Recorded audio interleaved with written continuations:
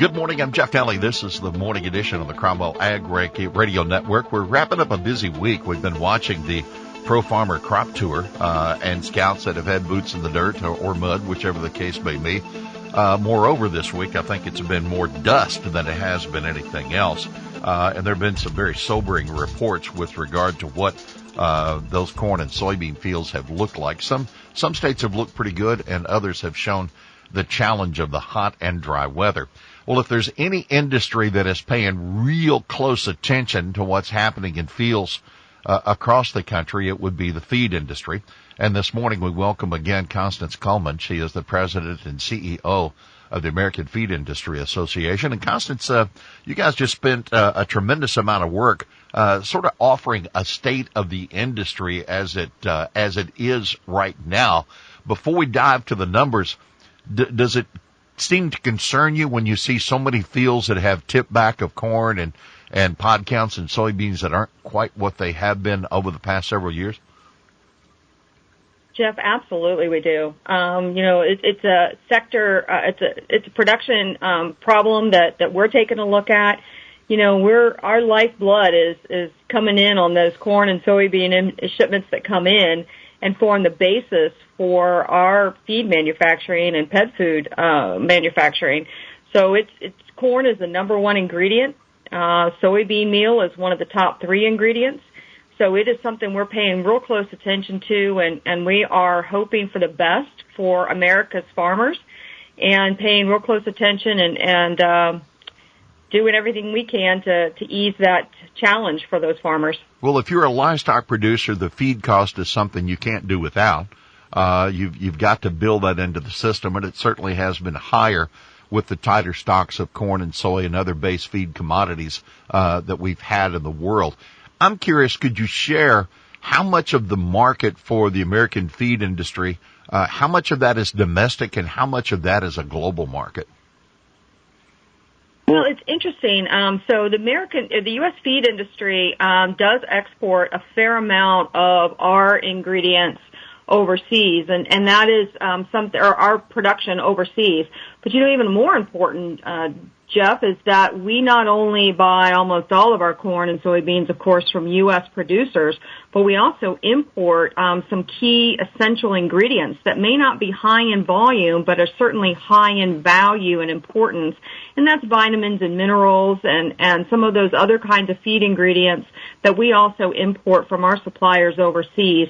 And so we're truly an international global industry in that we send some value-added product to customers around the globe, but we also rely on those international suppliers to help add the rest of the ration that makes feed so important to those producers, and that's those extra nutrients and the extra vitamins and minerals. That also means that you've been handcuffed to a degree on both ends of the production cycle of bringing product in overseas, and then the supply chain of getting the product that you, the value-added product that you put together either out to domestic feeders or to global feeders.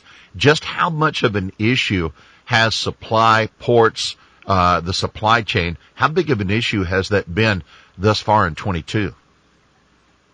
When I ask my member companies, what are your top issues that they're dealing with, the first one or the second one I hear is supply chain. The other one is labor. So supply chain has certainly been top of mind for all of the companies that comprise our membership and deliver over 70% of the feed manufactured and pet food manufactured in this country. So supply chain, again, we were really happy last year that the Federal Maritime Commission gained some greater authority to crack down on some of those bad foreign actors that were really charging our folks hundreds of millions of dollars in punitive charges on ag commodity exports from the U.S. ports. And we're also happy with some of that increased funding for infrastructure revitalization. We were also equally pleased to see the Surface Transportation Board's efforts to kind of hold the U.S. rail companies accountable for some of the freight rail service delays that we're seeing, because we have had folks who also feed birds that ran out of feed before the next shipment could get in because of rail delays.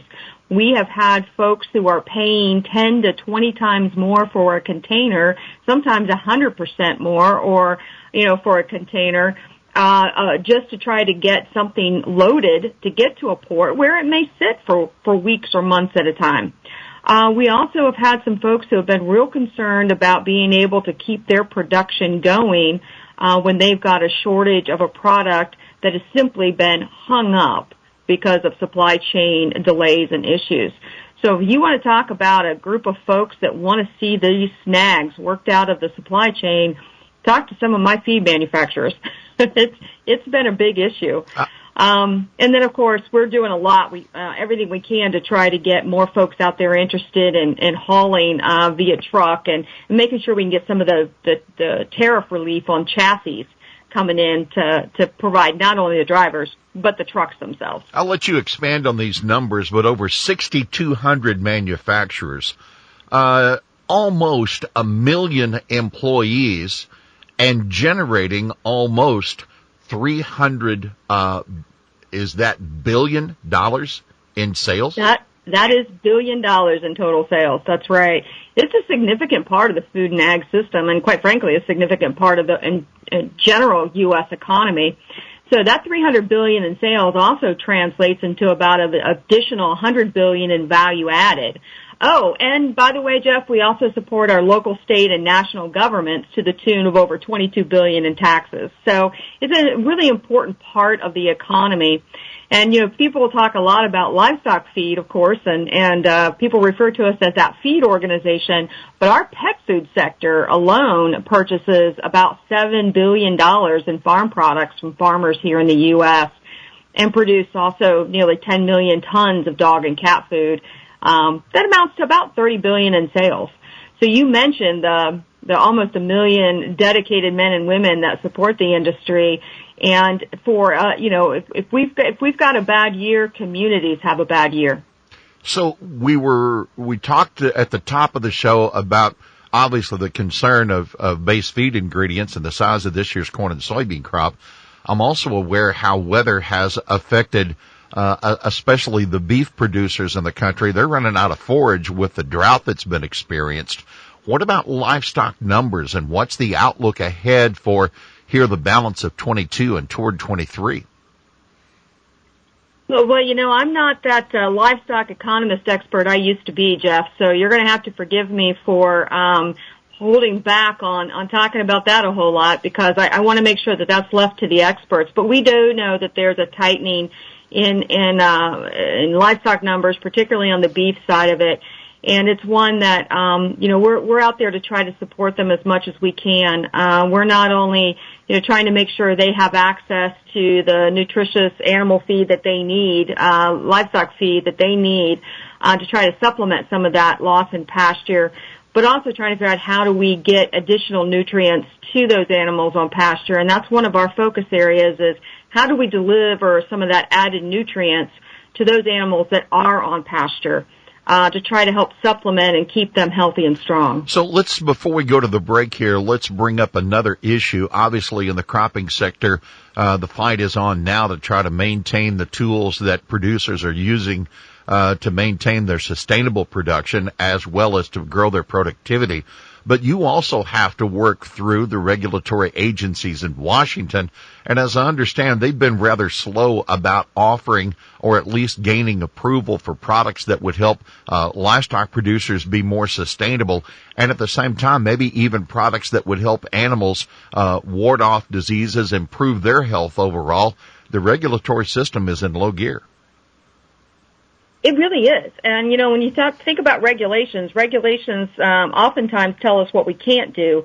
But in some instances, regulations also tell you what you can do. And in this case, the regulations telling us when we can bring some of these innovations to the market is just not up to par. It's not meeting the needs. We need to modernize the approval process at the Food and Drug Administration's Center for Vet Medicine. They're the ones who actually approve ingredients, feed ingredients, and animal drugs before we can actually bring it out to farmers and ranchers. And right now, we're running real slow on that process for feed ingredients.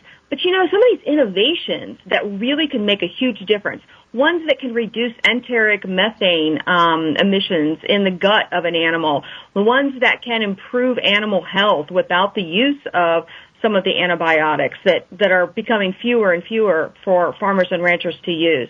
Some of those that really improve the overall animal welfare, the safety for animals, we can't get them. We can't sell them. We can't market them. We can't tell farmers what they can do for them because we do not have a process that FDA to get those to the market.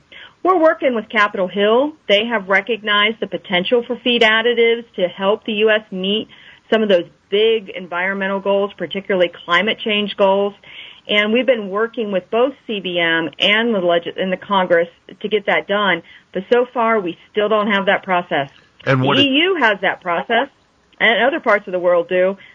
We would just like the same competitive advantage for our farmers that the rest of the world has. Yeah, you were making your point, and I'm sorry to interrupt, but when you are a livestock producer in Europe and you gain access to technology before farmers in the U.S., I feel confident in saying that our regulatory system is moving slow. Our guest this morning is Constance Cullman with the American Feed Industry Association. We'll have more from the feed side of the business next here on the Morning Edition of the Cromwell Ag Radio Network. And good morning. Welcome back here to the Morning Edition of the Cromwell Ag Radio Network. A lot of the folks listening this morning are producers of raw commodities, and those go into livestock feed. Still our number one customer. Obviously, the renewable fuels business has have come to bear, but in reality, we're still feeding livestock, not just here in the U.S., but around the globe. Constance Cullman is our guest, the president and CEO of the American Feed Industry Association. And Constance, I recall being at a restaurant on a Friday night back in the early 2000s when there was a cow that stole Christmas from us, and that's when newscasters had to learn how to say bovine spongiform encephalopathy. It was easier to say mad cow. But we drew a lot of attention to feed, and I think your industry really stepped up at that point to make sure and to work harder in making sure that the feed that we offer to our livestock is safe for them and certainly doesn't affect the product that we enjoy from the meat case. What efforts have you done toward food safety, and how big of an issue is that still now? Well, it's always going to be a big issue, Jeff. Food safety is one of our number one priorities, and making sure that our facilities are doing the job and doing the job correctly to deliver that safe product. And we've got a good story to tell here. We have over 875 facilities that are voluntarily certified in one of AFIA's Safe Feed, Safe Food certification plans. But a lot of our effort also goes towards getting out there and doing a lot of communication and training for our members. To make sure that they're doing the job right and that they are aware of the requirements that the Food and Drug Administration is putting in place or has put in place with the Food Safety Modernization Act. So that is fully being implemented. It's fully underway. There was a disruption during the COVID-19 pandemic throughout most of 2020 and 21 because they just couldn't get into those plants. But they have resumed those inspections, and they are implementing a new comprehensive inspection approach where state and federal inspectors will cover a lot of different inspections all at once. So we're hoping that will improve some efficiency and reduce some of that downtime that facilities face every time an inspector walks in the door. We also are on top of, you mentioned BSE, and I'm just going to call it BSE because even after today, I break out in hives if I try to say the whole word. But viruses have not gone away, obviously. African swine fever showed up on the shores of the Dominican Republic. First time since 1980 that disease has been detected in the Western Hemisphere. And we've been doing a lot of crisis preparedness work to make sure that if it shows up on our shores, that we are able to respond to that and respond quickly. So we have a lot of resources for our members that help them improve their biosecurity protocols, keep that sucker out of the plant doors. We're working with Kansas State University that if something gets into a plant, how do we go about the very difficult process of eliminating it. So we've commissioned a study to evaluate how do you disinfect the feed manufacturing facilities, particularly when you've got some pretty sophisticated equipment that's not really meant to be disinfected. Because one thing we want to do, if it shows up, we don't want feed to be the reason that it spreads throughout the country. So those are two big areas that we've been working on, are going to continue to work on, and are really keeping our nose to the grindstone to make sure that we get this right. Well, we've got more to talk about than we have time this morning, but I want to bring this up that, when we think about climate and greenhouse gas sequestration, you'd think about trees, you'd think about crops, you'd think about dirt. But does sustainability and climate and climate sustainable intensification, does that show up in the feed industry playbook? It absolutely does. When you take a look at the percentage of an environmental footprint for animals, whether it's livestock or poultry, a big chunk of that comes from feed. And so we have been asked, and we're being requested to and told in some cases to provide some information and input so we can actually take a look at what the sustainability profile of our animal protein products are when they get to consumers. And so it is a big, big part of what we do. And the exciting part of that is that we can be part of that solution. When you take a look at the innovation that's happening, whether it's feed additives, as I mentioned before, that reduces enteric methane development in a dairy or beef animal's gut, and we can reduce emissions by 30%. Pretty soon, we're in the global cooling business, Jeff. I mean, we're to that point where we're not adding to global warming, we're actually contributing to global cooling. And that's pretty exciting. And so we think that we have a lot to offer in that space. We know we have a lot of responsibility in that space, and that there's a lot of pressure on us to make sure that we assist farmers and ranchers, particularly those producing, livestock, that the onus is on us to help them. And we're standing ready to do that. We're putting a lot of effort into that, and it's one of the things that as we look forward is going to be a critical part to having a successful business environment for food and agriculture and for the feed industry. Well, I cautioned a group of farmers earlier this week or in a speech and suggested that there are those who will want to use climate change and this particular debate to take away tools that they use like fertilizer and crop protection products. And there is a large group of people that would like to get rid of large animal production in the U.S. and around the globe. But what you're proving here is not only are you working on better nutrition for the animal and efficiency so we produce more meat with less feed, you're also providing a healthier product for the animal and one that's better for the environment. I don't think you get credit for that effort.